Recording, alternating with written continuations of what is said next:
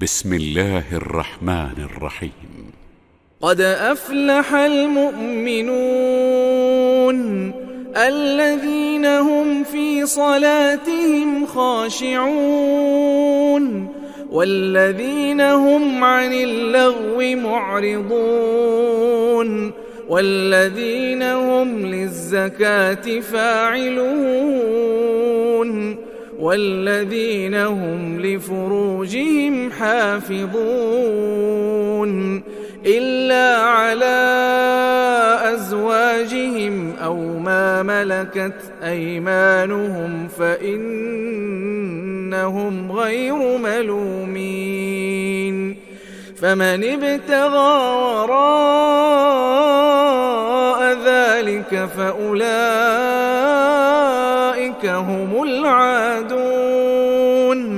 والذين هم لأماناتهم وعهدهم راعون والذين هم على صلواتهم يحافظون أولئك هم الوارثون الذين يرثون الفردوس هم فيها خالدون ولقد خلقنا الإنسان من سلالة من طين ثم جعلناه نطفة في قرار مكين ثم خلقنا النطفة علقة فخلقنا العلقة مضغة فخلقنا المضغة عظاما فكسونا العظام لحما ثم أنشأناه خلقا آخر فتبارك الله أحسن الخالقين ثم إنكم بعد ذلك لميتون ثم إنكم يوم القيامة تبعثون ولقد خلقنا فوقكم 7 طرائق وما كنا عن الخلق غافلين وأنزلنا من السماء ماء بقدر فأسكناه في الأرض وإنا على ذهاب به لقادرون فأنشأنا لكم به جنات من نخيل وأعناب لكم فيها فواكه كثيرة ومنها تأكلون وشجرة تخرج من طور سيناء تنبت بالدهن وصبغ للآكلين وإن لكم في الأنعام لعبرة نسقيكم مما في بطونها ولكم فيها منافع كثيرة ومنها تأكلون وعليها وعلى الفلك تحملون ولقد أرسلنا نوحا إلى قومه فقال يا قوم اعبدوا الله ما لكم من إله غيره أفلا تتقون فقال الملأ الذين كفروا من قومه ما هذا إلا بشر مثلكم يريد أن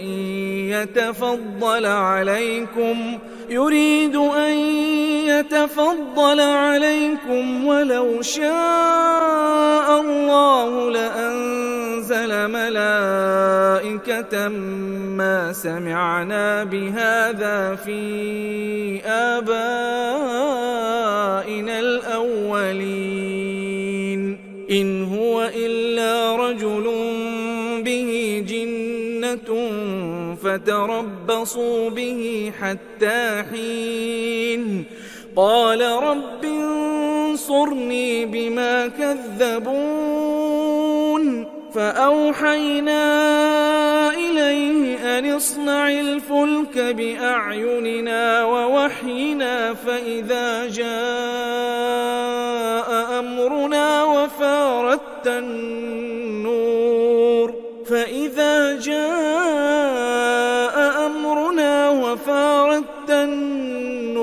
فاسلك فيها من كل زوجين اثنين وأهلك إلا من سبق عليه القول منهم ولا تخاطبني في الذين ظلموا إنهم مغرقون فإذا استويت أنت ومن معك على الفلك فقل الحمد لله الذي نجانا من القوم الظالمين وقل رب أنزلني منزلا مباركا وأنت خير المنزلين إن في ذلك لآيات وإن كنا لمبتلين ثم أنشأنا من بعدهم قرنا آخرين فأرسلنا فيهم رسولا منهم أن اعبدوا الله ما لكم من إله غيره أفلا تتقون وقال الملأ من قومه الذين كفروا وكذبوا بلقاء الآخرة وأترفناهم في الحياة الدنيا ما هذا إلا بشر مثلكم يأكل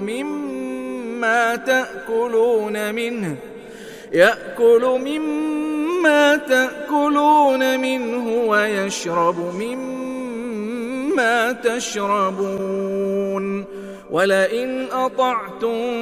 بشرا مثلكم إنكم إذا لخاسرون أيعدكم أنكم إذا متم وكنتم ترابا وعظاما أنكم مخرجون هيهات هيهات لما توعدون إن هي إلا حياتنا الدنيا نموت ونحيا وما نحن بمبعوثين إن هو إلا رجل افترى على الله كذبا وما نحن له بمؤمنين قال رب انصرني بما كذبون قال عما قليل ليصبحن نادمين فأخذتهم الصيحة بالحق فجعلناهم غثاء فبعدا للقوم الظالمين ثم أنشأنا من بعدهم قرونا آخرين ما تسبق من أمة أجلها وما يستأخرون ثم أرسلنا رسلنا تترى كلما جاء أمة أتى رسولها كذبوه فأتبعنا بعضهم بعضا وجعلناهم أحاديث فبعدا لقوم لا يؤمنون ثم أرسلنا موسى وأخاه هارون بآياتنا وسلطان مبين إلى فرعون وملئه فاستكبروا وكانوا قوما عالين فقالوا أنؤمن لبشرين مثلنا وقومهما لنا عابدون فكذبوهما فكانوا من المهلكين ولقد آتينا موسى الكتاب لعلهم يهتدون وجعلنا ابن مريم وأمه آية وآويناهما إلى ربوة ذات قرار ومعين يا أيها الرسل كلوا من الطيبات واعملوا صالحا إني بما تعملون عليم وإن هذه أمتكم أمة واحدة وأنا ربكم فاتقون فتقطعوا أمرهم بينهم زبرا كل حزب بما لديهم فرحون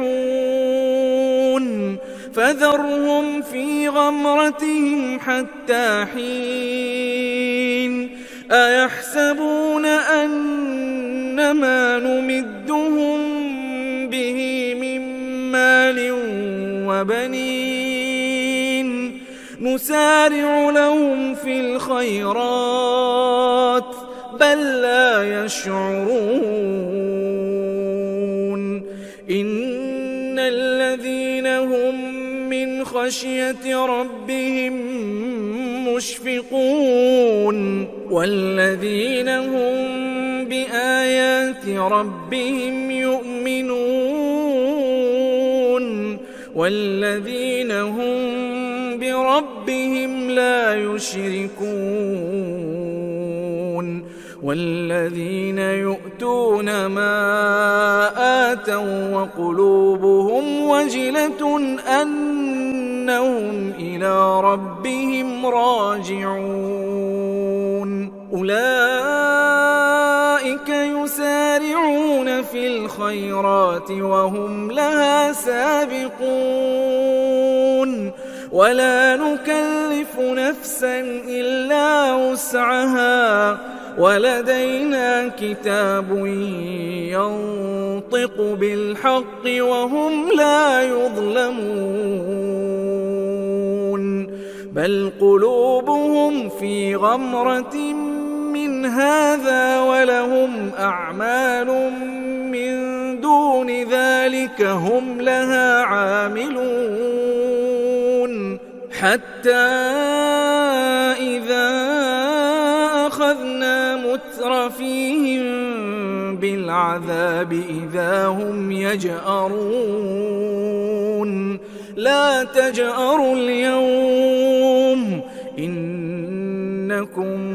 منا لا تنصرون قد كانت آياتي تتلى عليكم فكنتم على أعقابكم تنكصون مستكبرين به سامرا تهجرون أفلم يدبروا القول أم جاءهم ما لم يأت آباءهم الأولين أم لم يعرفوا رسولهم فهم له ينكرون أم يقولون به جنة بل جاءهم بالحق وأكثرهم للحق كارهون ولو اتبع الحق أهواءهم لفسدت السماوات والأرض ومن فيهن بل أتيناهم بذكرهم فهم عن ذكرهم معرضون أم تسألهم خرجا فخراج ربك خير وهو خير الرازقين وإنك لتدعوهم إلى صراط مستقيم وإن الذين لا يؤمنون بالآخرة عن الصراط لناكبون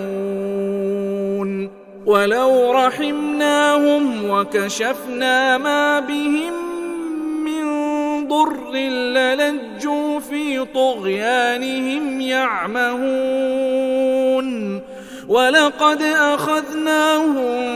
بالعذاب فما استكانوا لربهم وما يتضرعون حتى إذا فتحنا عليهم بابا ذا عذاب شديد إذا هم فيه مبلسون وهو الذي أنشأ لكم السمع والأبصار والأفئدة قليلا ما تشكرون وهو الذي ذرأكم في الأرض وإليه تحشرون وهو الذي يحيي ويميت وله اختلاف الليل والنهار أفلا تعقلون بل قالوا مثل ما قال الأولون قالوا أإذا متنا وكنا ترابا وعظاما أإنا لمبعوثون لقد وعدنا نحن وآباؤنا هذا من قبل إن هذا إلا أساطير الأولين قل لمن الأرض ومن فيها إن كنتم تعلمون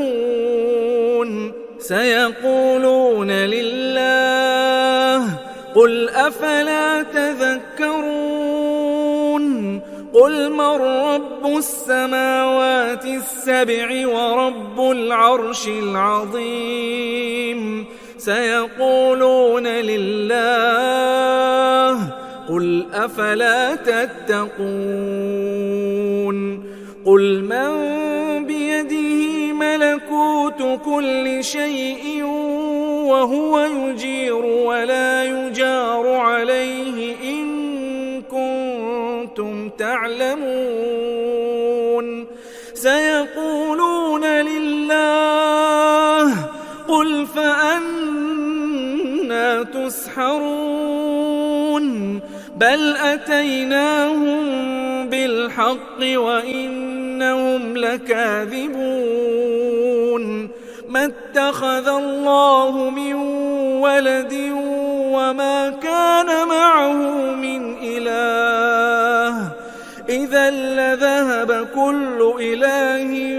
بما خلق ولعلى بعضهم على بعض سبحان الله عما يصفون عالم الغيب والشهادة فتعالى عما يشركون قل رب إما تريني ما يوعدون رب فلا تجعلني في القوم الظالمين وإنا على أن نريك ما نعدهم لقادرون ادفع بالتي هي أحسن السيئة نحن أعلم بما يصفون وقل رب أعوذ بك من همزات الشياطين وأعوذ بك رب أن يحضرون حتى إذا جاء أحدهم الموت قال رب ارجعون لعلي أعمل صالحا فيما تركت كلا إنها كلمة هو قائلها ومن ورائهم برزخ إلى يوم يبعثون فإذا نفخ في الصور فلا أنساب بينهم يومئذ ولا يتساءلون فمن ثقلت موازينه فأولئك هم المفلحون ومن خفت موازينه فأولئك الذين خسروا أنفسهم في جهنم خالدون تلفح وجوههم النار وهم فيها كالحون ألم تكن آياتي تتلى عليكم فكنتم بها تكذبون قالوا ربنا غلبت علينا شقوتنا وكنا قوما ضالين ربنا أخرجنا منها فإن عدنا فإنا ظالمون قال اخسئوا فيها ولا تكلمون إنه كان فريق من عبادي يقولون ربنا آمنا فاغفر لنا وارحمنا وأنت خير الراحمين فاتخذتموهم سخريا حتى أنسوكم ذكري وكنتم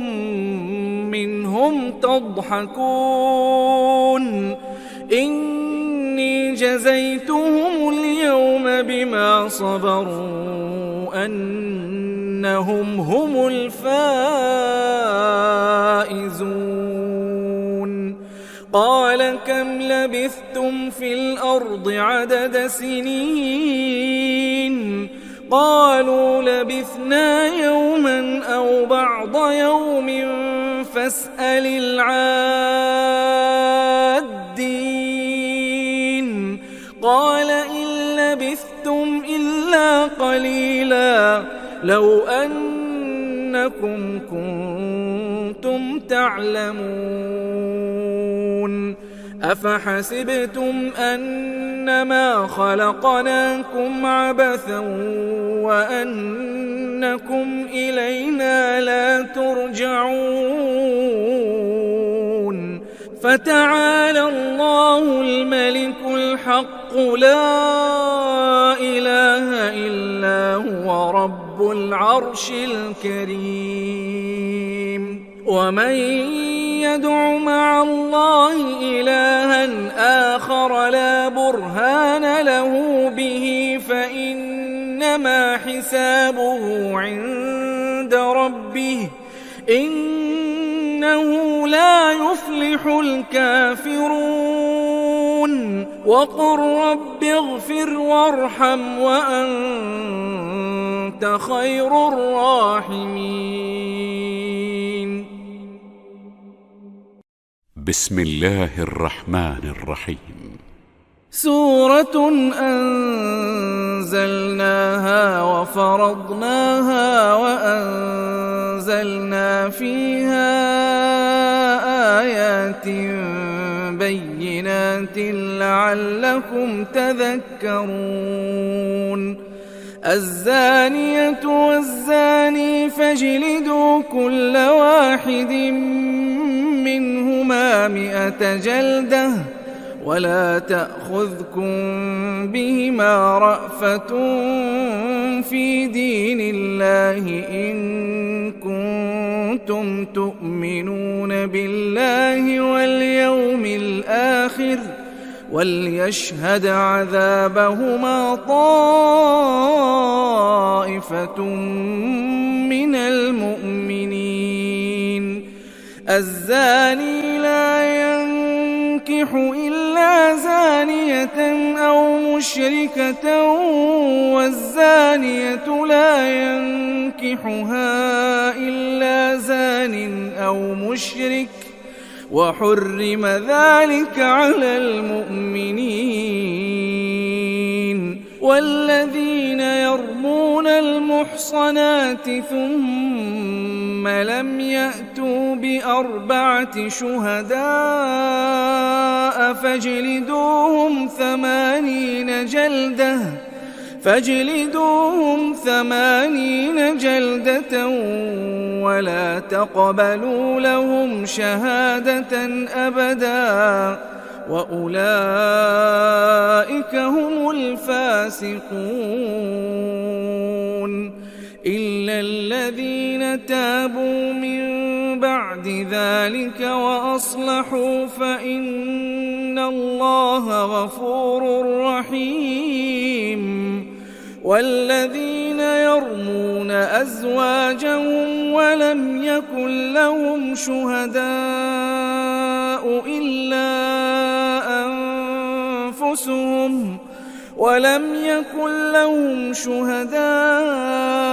إلا أنفسهم فشهادة أحدهم 4 شهادات بالله إنه لمن الصادقين. والخامسة أن لعنة الله عليه إن كان من الكاذبين. ويدرأ عنها العذاب أن تشهد 4 شهادات بالله إنه لمن الكاذبين. والخامسة أن غضب الله عليها إن كان من الصادقين. ولولا فضل الله عليكم ورحمته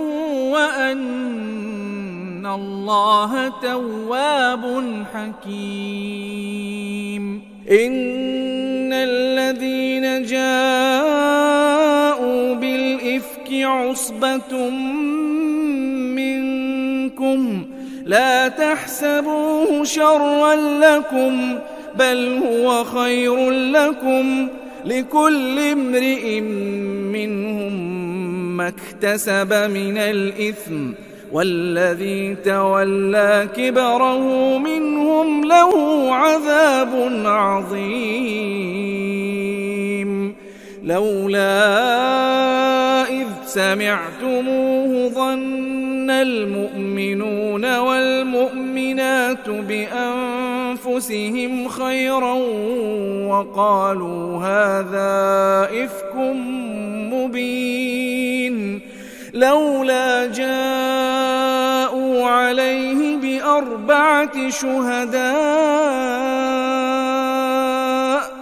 فإذ لم يأتوا بالشهداء فأولئك عند الله هم الكاذبون. ولولا فضل الله عليكم ورحمته في الدنيا والآخرة لمسكم فيما أفضتم فيه عذاب عظيم إذ تلقونه بألسنتكم وتقولون بأفواهكم ما ليس لكم به علم وتحسبونه هينا وهو عند الله عظيم ولولا إذ سمعتموه قلتم ما يكون لنا أن نتكلم بهذا سبحانك هذا بهتان عظيم يعظكم الله أن تعودوا لمثله أبدا إن كنتم مؤمنين ويبين الله لكم الآيات والله عليم حكيم إن الذين يحبون أن تشيع الفاحشة في الذين آمنوا لهم عذاب أليم في الدنيا والآخرة والله يعلم وأنتم لا تعلمون ولولا فضل الله عليكم ورحمته وأن الله رؤوف رحيم يا أيها الذين آمنوا لا تتبعوا خطوات الشيطان ومن يتبع خطوات الشيطان فإنه يأمر بالفحشاء والمنكر ولولا فضل الله عليكم ورحمته ما زكى منكم من أحد أبدا ولكن الله يزكي من يشاء والله سميع عليم ولا يأت لأولو الفضل منكم والسعة أن يؤتوا أولي القربى والمساكين والمهاجرين في سبيل الله وليعفوا وليصفحوا ألا تحبون أن يغفر الله لكم والله غفور رحيم إن الذين يرمون المحصنات الغافلات المؤمنات لعنوا في الدنيا والآخرة ولهم عذاب عظيم يوم تشهد عليهم ألسنتهم وأيديهم وأرجلهم بما كانوا يعملون يومئذ يوفيهم الله دينهم الحق ويعلمون أن الله هو الحق المبين الخبيثات للخبيثين والخبيثون للخبيثات والطيبات للطيبين والطيبون للطيبات أولئك مبرؤون مما يقولون لهم مغفرة ورزق كريم يا أيها الذين آمنوا لا تدخلوا بيوتا غير بيوتكم حتى تستأنسوا وتسلموا على أهلها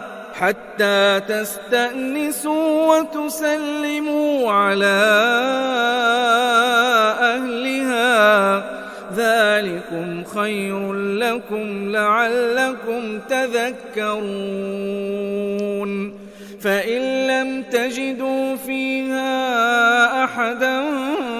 فلا تدخلوها حتى يؤذن لكم وإن قيل لكم ارجعوا فارجعوا هو أزكى لكم والله بما تعملون عليم ليس عليكم جناح أن تدخلوا بيوتا غير مسكونة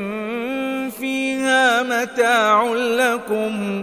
والله يعلم ما تبدون وما تكتمون قل للمؤمنين يغضوا من أبصارهم ويحفظوا فروجهم ذلك أزكى لهم إن الله خبير بما يصنعون وقل للمؤمنات يغضضن من أبصارهن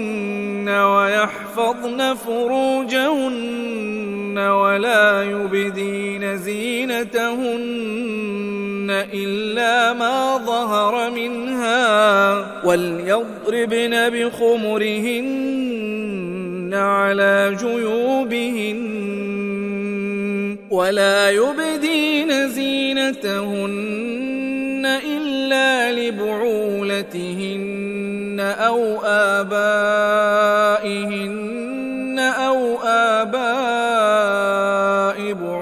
بعولتهن أو أبنائهن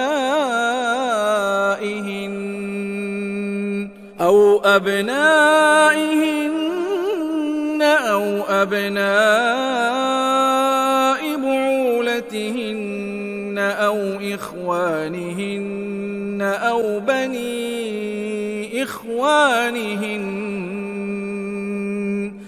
أو بني إخوانهن أو بني أخواتهن أو نسائهن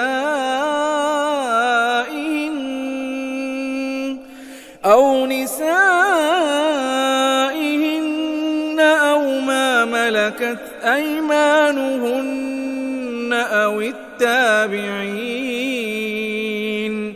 أو التابعين غير أولي الإربة من الرجال أو الطفل الذين لم يظهروا على عورات النساء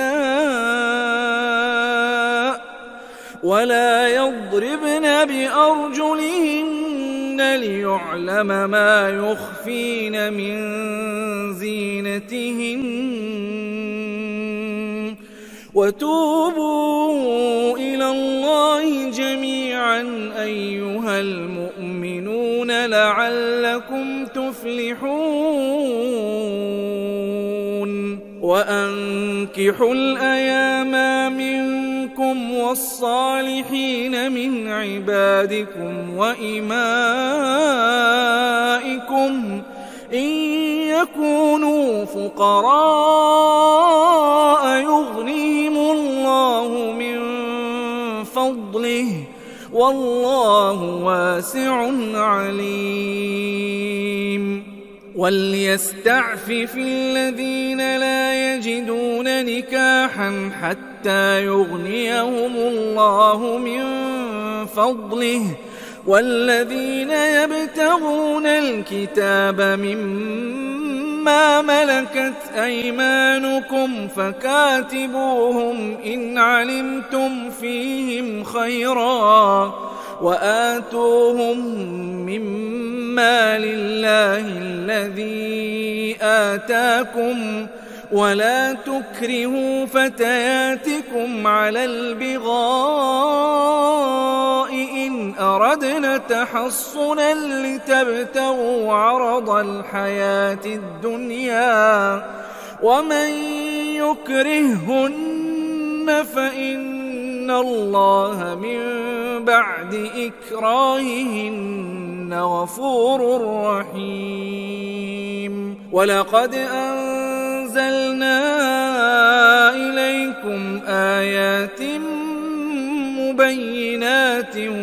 ومثلا من الذين خلوا من قبلكم وموعظة للمتقين. الله نور السماوات والأرض، مثل نوره كمشكاة فيها مصباح، المصباح في زجاجة، الزجاجة كأنها كوكب دري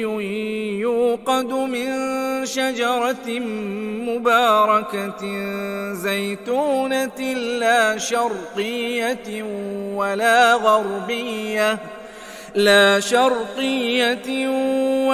غربية يكاد زيتها يضيء ولو لم تمسسه نار،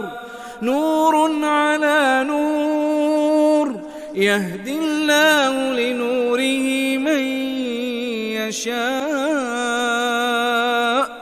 ويضرب الله الأمثال للناس والله بكل شيء عليم. في بيوت أذن الله أن ترفع ويذكر فيها اسمه يسبح له فيها بالغدو والآصال، رجال لا تلهيهم تجارة ولا بيع عن ذكر الله وإقام الصلاة وإيتاء الزكاة يخافون يوما تتقلب فيه القلوب والأبصار، ليجزيهم الله أحسن ما عملوا ويزيدهم من فضله، والله يرزق من يشاء بغير حساب. والذين كفروا أعمالهم كسراب بقيعة يحسبه الظمآن ماء حتى إذا جاءه لم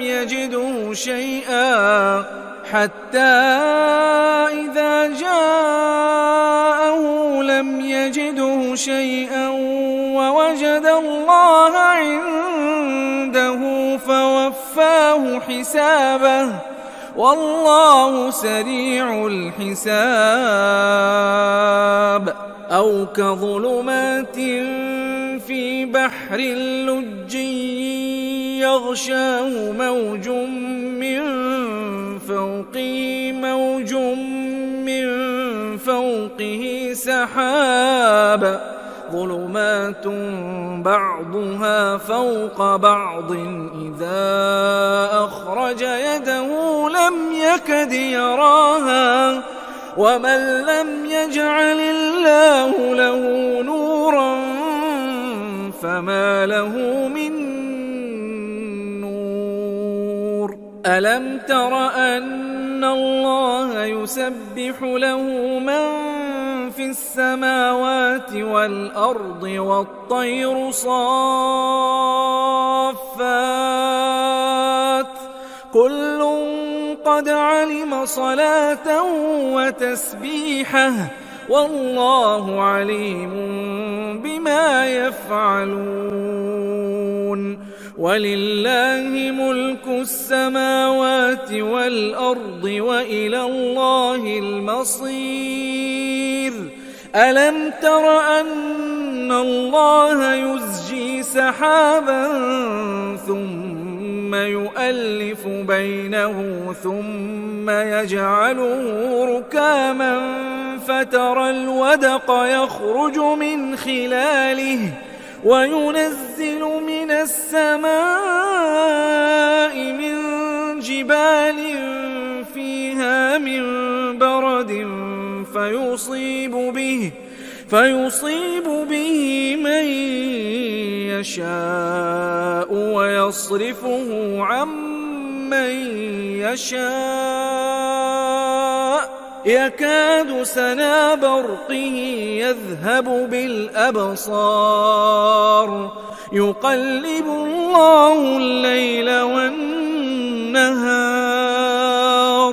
إن في ذلك لعبرة لأولي الأبصار والله خلق كل دابة من ماء فمنهم من يمشي على بطنه ومنهم من يمشي على رجلين ومنهم من يمشي على أربع يخلق الله ما يشاء إن الله على كل شيء قدير لقد أنزلنا آيات مبينات والله يهدي من يشاء إلى صراط مستقيم ويقولون آمنا بالله وبالرسول وأطعنا ثم يتولى فريق منهم من بعد ذلك وما أولئك بالمؤمنين وإذا دعوا إلى الله ورسوله ليحكم بينهم إذا فريق منهم معرضون وإن يكن لهم الحق يأتوا إليه مذعنين أفي قلوبهم مرض أم ارتابوا أم يخافون أن يحيف الله عليهم ورسوله بل أولئك هم الظالمون إنما كان قول المؤمنين إذا دعوا إلى الله ورسوله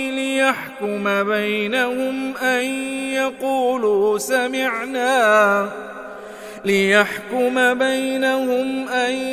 يقولوا سمعنا وأطعنا وأولئك هم المفلحون ومن يطع الله ورسوله ويخشى الله ويتقه فأولئك هم الفائزون وأقسموا بالله جهد أيمانهم لئن أمرتهم ليخرجن قل لا تقسموا طاعة معروفة إن الله خبير بما تعملون قل أطيعوا الله وأطيعوا الرسول فإن تولوا فإنما عليه ما حمل وعليكم ما حملتم وإن تطيعوه تهتدوا وما على الرسول إلا البلاغ المبين وعد الله الذين آمنوا منكم وعملوا الصالحات ليستخلفنهم في الأرض كما استخلف الذين من قبلهم وليمكنن لهم دينهم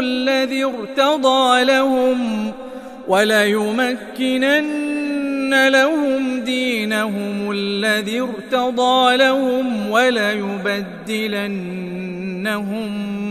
من بعد خوفهم أمنا يعبدونني لا يشركون بي شيئا ومن كفر بعد ذلك فأولئك هم الفاسقون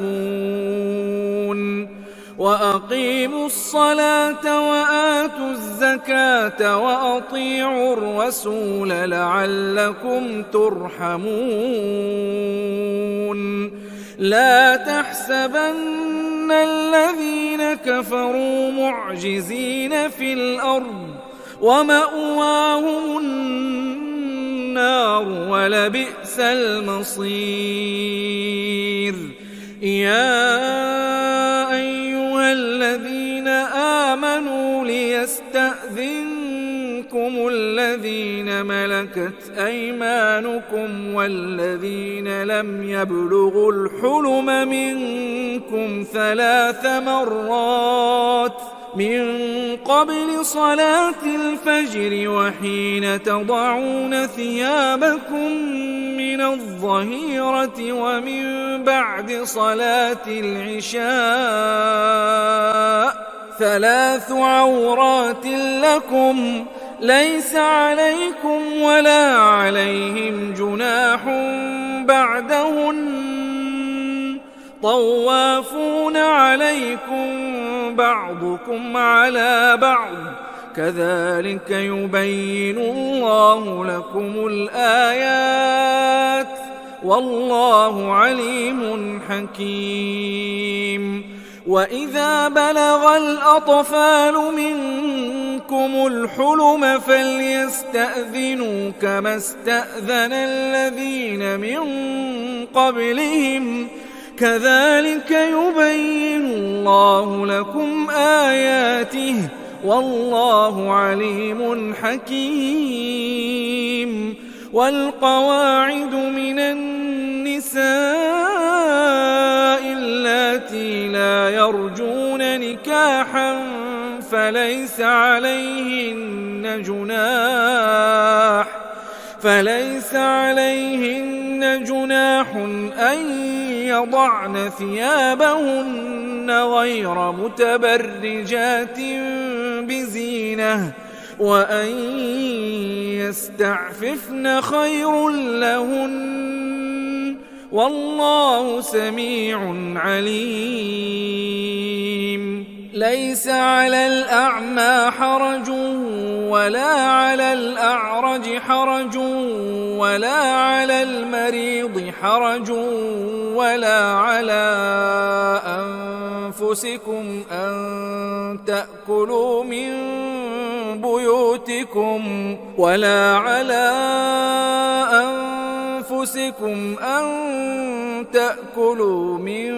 بيوتكم أو بيوت آبائكم أو بيوت أمهاتكم أو بيوت إخوانكم أو بيوت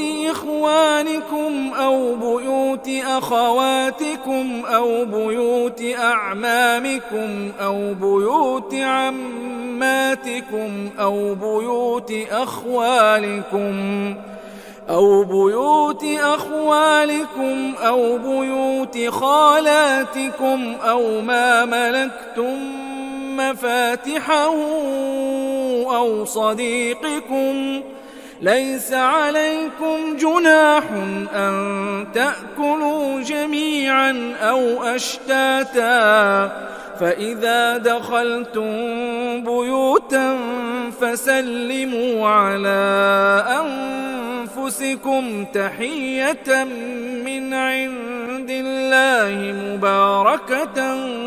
طيبة كذلك يبين الله لكم الآيات لعلكم تعقلون إنما المؤمنون الذين آمنوا بالله ورسوله وإذا كانوا معه على أمر جامع لم يذهبوا حتى يستأذنوه إن الذين يستأذنونك أولئك تبارك الذين يؤمنون بالله ورسوله فإذا استأذنوك لبعض شأنهم فأذن لمن شئت منهم واستغفر لهم الله إن الله غفور رحيم. لا تجعلوا دعاء الرسول بينكم كدعاء بعضكم بعضا قد يعلم الله الذين يتسللون منكم لواذا فليحذر الذين يخالفون عن أمره أن تصيبهم فتنة أو يصيبهم عذاب أليم. ألا إن لله ما في السماوات والأرض قد يعلم ما أنتم عليه ويوم يرجعون إليه فينبئهم بما عملوا والله بكل شيء عليم. بسم الله الرحمن الرحيم. تبارك الذي نزل الفرقان على عبده ليكون للعالمين نذيرا الذي له ملك السماوات والأرض ولم يتخذ ولدا ولم يكن له شريك في الملك وخلق كل شيء فقدره تقديرا. واتخذوا من دونه آلهة لا يخلقون شيئا وهم يخلقون ولا يملكون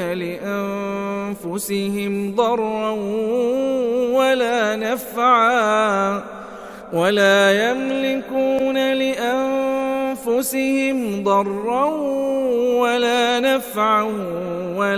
يملكون موتا ولا حياة ولا نشورا. وقال الذين كفروا إن هذا إلا إفك افتراه وأعانه عليه قوم آخرون فقد جاءوا ظلما وزورا. وقالوا أساطير الأولين اكتتبها فهي تملى عليه بكرة وأصيلا قل أنزله الذي يعلم السر في السماوات والأرض إنه كان غفورا رحيما. وقالوا ما لهذا الرسول يأكل الطعام ويمشي في الأسواق لولا أنزل إليه ملك فيكون معه نذيرا أو يلقى إليه كنز أو تكون له جنة يأكل منها. وقال الظالمون إن تتبعون إلا رجلا مسحورا انظر كيف ضربوا لك الأمثال فضلوا فلا يستطيعون سبيلا. تبارك الذي إن شاء جعل لك خيرا من ذلك جنات تجري من تحتها الأنهار ويجعل لك قصورا بل كذبوا بالساعة وأعتدنا لمن كذب بالساعة سعيرا. إذا رأتهم من مكان بعيد سمعوا لها تغيظا وزفيرا وإذا ألقوا منها مكانا ضيقا مقرنين دعوا هنالك ثبورا لا تدعوا اليوم ثبورا واحدا وادعوا ثبورا كثيرا قل أذلك خير أم جنة الخلد التي وعد المتقون كانت لهم جزاء ومصيرا لهم فيها ما يشاءون خالدين كان على ربك وعدا مسئولا ويوم يحشرهم وما يعبدون من دون الله فيقول أأنتم أضللتم عبادي هؤلاء أم هم ضلوا السبيل قالوا سبحانك ما كان ينبغي لنا أن نتخذ من دونك من أولياء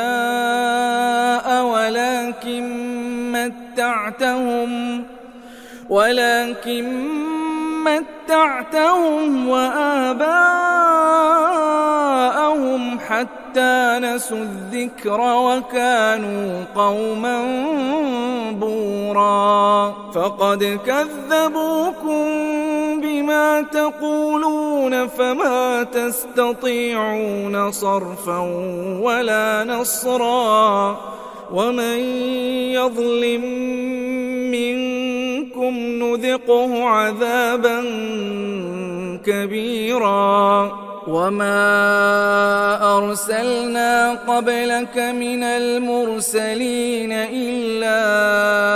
إنهم ليأكلون الطعام ويمشون في الأسواق وجعلنا بعضكم لبعض فتنة أتصبرون